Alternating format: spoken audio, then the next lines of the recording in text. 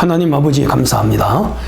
오늘도 주의 영이 우리 함께 하시고 은혜 주시며 우리 은혜교회 모든 성도들 축복하옵소서. 예수님 이름으로 기도합나이다. 아멘. 오늘 수요일입니다. 잠언 21장 1절로 14절입니다. 왕의 마음이 여호와의 손에 있음이 마치 본물과 같아서 그가 임의로 인도하시느니라.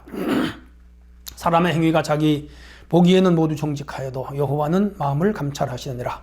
공의와 정의를 행하는 것은 제사를 드리는 것보다 여호와께서 기쁘게 여기시느니라. 눈이 높은 것과 마음이 교만한 것과 악인이 형통한 것은 다 죄니라. 부지런한 자의 경영은 풍부함에 이를 것이나 조급한 자는 궁핍함에 이를 따름이니라.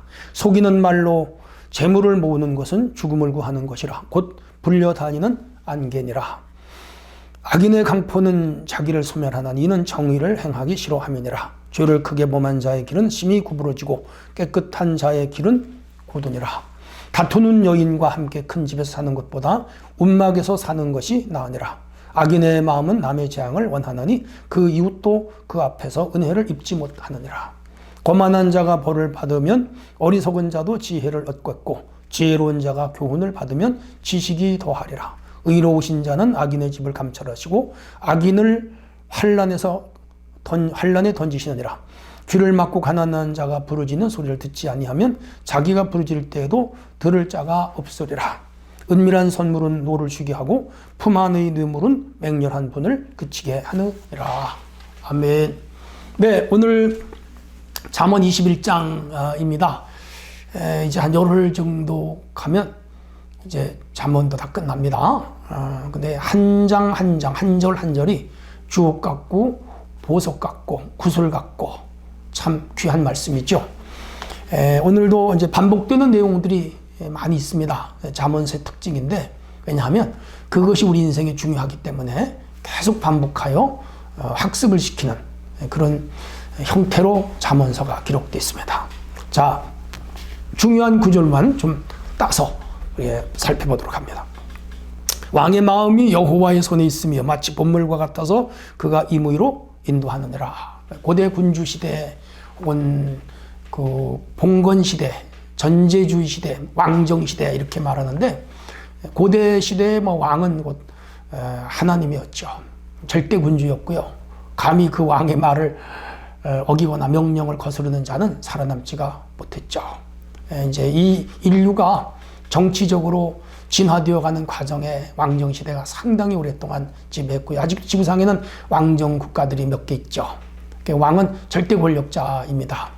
그것은 백성들이 오늘날처럼 부여한 권위라기보다는 하늘이 부여한 권위로 그렇게 그들은 받아들였고, 백성들은 그냥 무조건 왕의 명령이면 순종을 하는 그런 시대가 있었습니다. 그래서 이 솔로몬은 이스라엘의 3대 왕이었고요. 유명한 지혜 왕이었으며 그는 40년간 국가를 통치한 절대 군주였죠. 그러니까 이 솔로몬이 썼기 때문에 왕의 입장에서 상당히 썼죠. 그러나 그 시대를 또 통치할 수 있는 그러한 제도는 왕정 제도가 좋았어요. 왜냐하면 이 민주나 공화정 같은 것은 국민들이 깨어 있어야 되고요. 지식 수준도 있어야 되고요. 법률도 알아야 되고요. 상당한 지식이 있어야 이런 민주사회가 운영이 되고요. 옛날 문맹자 거의 글을 모르고 아무것도 먹고 사는 거 정도밖에 모르는 그런 시대 사람들은 조금 학식이 있고 배운 사람들을 관료로 두고 왕이 통치하지 않으면 다스리기 어려운 그러한 문화와 역사적인 배경도 있는 건 맞아요. 오늘날 우리나라 같은 사회에서 왕정 제대로 돌아간다면 누가 수용하겠어요? 수용을 안 하죠. 그 시대 절대 권력자이고, 오늘날도 이 절대 권력을 가진 사람들은 이제 대통령이나 또 그 사법법관들 이런 사람들은 법을 운용하는 사람들이니까 상당한 권세나 권력이 있죠. 그래서 이런 사람들을 이제 하나님이 컨트롤을 해요. 그래서 바울은 로마서 13장 1, 2, 3절에서 권세 잡은 자에게 순종하라. 권세는 하나님이 내셨다. 맞아요. 한 국가의 권세도 하나님이 내셨고, 가정의 권세, 부모님의 권세도 하나님이 주셨고, 오늘 교회의 권세, 주의 종들도 하나님이 내신 사람들이니까 그런 그 권세자들에게 순복하는 것은 우리가 평안하게 하고 또 사회를 평안하게 만든 하나의 비결이기도 하죠. 그럼 우리가 정당한 그 법률이나 정당한 권세자들에게는 순종하는 게 맞고 반항을 하거나 혹은 타도하거나 그런 건 맞지 않아요. 2절 사람의 행위가 자기 보기에 모두 정직해도 여호와는 마음을 감찰한. 사람들은 뭐 자기 다 착하다 그러죠. 나는 법 없이도 산다. 내가 잘못한 게 뭐냐. 그렇게들 자기를 변호하는데 그러나 그 마음을 확실하게 감찰하는 분은 여호와 하나님이다. 맞아요. 그래서 사실 세상에 의인은 없습니다. 하나님은 우리의 속, 우리의 양심을 정확하게. 그래서 그 사람의 영혼이 하나님의 등불이라고 그랬잖아요. 그 영혼이 곧 양심인데 양심의 등불을 하나님이 켜는 거죠. 정직하게 살아가도록 힘써야 돼요. 공의와 정의를 행하는 것은 제사 드리는 것보다 여호와께서 기쁘게 여긴다. 우리가 뭐 소를 1000마리 드리고 10,000마리를 드리고 거액의 헌금을 드리면서 제사 예배 드리는 것도 중요하겠지만은 하나님은 공의와 정의를 행하는 걸 더 기뻐한다. 뭐예요? 공정하라 이 말이에요. 어느 쪽으로 기울지 말아라. 천칭이라고 있잖아요. 저울이 양쪽이 이렇게 수평이 돼야지 어느 한쪽으로 기울면 문제가 되죠. 국가사회가 자꾸 우쪽으로 기울거나 좌쪽으로 기울거나 그건 하나님이 기뻐하지 않아요. 항상 중도라고 할까요? 평형을 유지하는 겁니다. 사람과 사람 사이에도 어느 한쪽으로 기울지 말고 언제나 항상 수평을, 이거를 이제 철학에서는 중용이라고 말합니다. 중용. 항상 중심을 잡아라 이 말이죠. 그걸 하나님 기쁘게 여겨요. 4절 눈이 높은 것과 마음이 교만한 것과 악인이 형통하는 것은 다 죄다. 눈이 높은 거 교만이죠. 그 다음에 마음이 교만한 거 그것도 죄죠. 그리고 악인이 형통하는 거, 악인이 잘 되는 게 뭐예요? 훔치고 도둑질하고 속여서 잘 되죠. 다 죄예요. 그러므로 우리는 겸손, 온유, 그리고 선한 사람으로 살아가야 됩니다. 5절입니다. 부지런한 자의 경영 풍부함이 이를 것이나 조급한 자는 궁핍함에 이를 따름이니라. 계속 나오죠. 게으르지 말아라. 부지런해라. 그게 뭐라고요? 지혜. 부지런 성실 근면은 반드시 축복을 받아요. 전 우리 성도들이요 언제나 근면하고 성실했으면 좋겠어요. 속이는 말로 재물을 모으는 것은 죽음을 구하는 것이라 곧 불려다니는 안개니라. 남을 속여서 재물을 얻는 거, 사기치는 거. 전에도 말씀드렸지만 우리 사회에 지금 전세 사기 있죠. 이건 나쁜 겁니다. 그런 거 하면 안 돼요. 그리고 또 그 외에도 여러 가지 사기를 친다든지 또 부동산 또 투기를 조장해서 이렇게 한다든지 뭐 이런 거 많이 있잖아요. 기업 사냥한다든지 그런 것도 많아요. 작은 것부터 큰 것까지 우리는 속이지 말자. 정직하게 살자. 속이고 거짓말하는 자는 불려다니는 안개, 바람의 안개가 막 날아다니잖아요. 정치 없이 떠도는 거죠. 뭐예요? 뿌리 없는 인간이 된다는 거죠. 그 다음 의인의 강포는 자기를 소멸한다. 정의를 행하기 싫어합니다. 악인들은 강포를 따라가죠. 이 사람들은 정의를 싫어해요. 정직한 사람, 진실한 사람, 그리고 올곧은 사람을 싫어해요.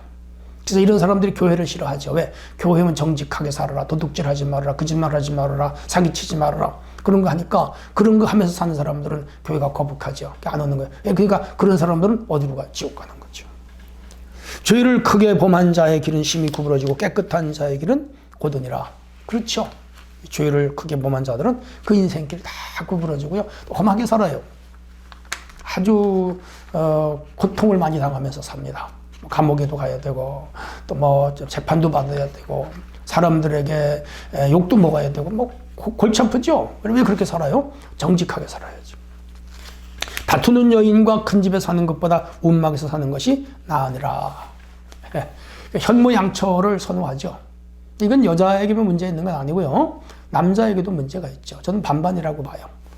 좋은 여인이 있다면 좋은 남편이 있어야 돼. 어느 한쪽만을 좋은 사람으로 요구하기는 안 되고 부부가 같이 착해야 되고 부부가 같이 진실해야 되고 그래서 부부가 같이 믿음 생활 잘하고 교회 생활 잘하고 성실하게 사는 최고죠. 맞다죠. 악인의 마음은 남의 재앙을 원하나 이웃도 그 앞에서 은혜를 입지 못하는. 악한 사람은 남이 재앙을 당하거나 어려움을 당하면 뭐 고소하다, 잘 됐다. 그래요. 근데 우리 믿는 사람은 그러면 안 되죠. 남이 재앙을 당하거나 어려우면 동정하고 긍휼히 여기고 불쌍히 여겨야지. 가난한 자가 벌을 받으면 어리석은 자도 지혜를 얻겠고 지혜로운 자가 교훈을 받으면 지식이 더하리라. 여기 거만한 자가 벌을 맞아요. 우리가 이제 학교 다니는 분들은 아실 거예요. 요즘은 학교에서 체벌이 금지돼서 아이들 뭐 혼을 내거나 벌을 주거나 때리거나 큰일 나죠.